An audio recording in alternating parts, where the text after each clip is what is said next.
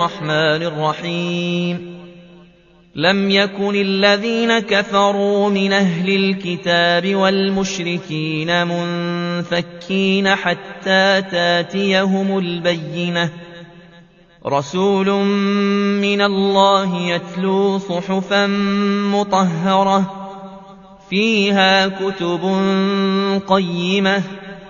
وما تفرق الذين أوتوا الكتاب إلا من بعد ما جاءتهم البينة وما أمروا إلا ليعبدوا الله مخلصين له الدين حنفاء ويقيموا الصلاة ويؤتوا الزكاة وذلك دين القيمة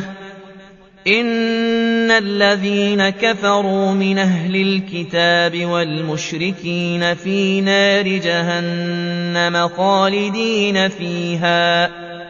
أولئك هم شر البريئة إن الذين آمنوا وعملوا الصالحات أولئك هم خير البريئة جزاؤهم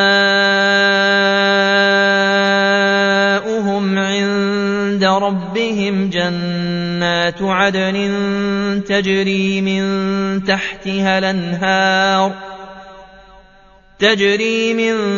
تحتها الأنهار خالدين فيها أبدا رضي الله عنهم ورضوا عنه ذلك لمن خشي ربه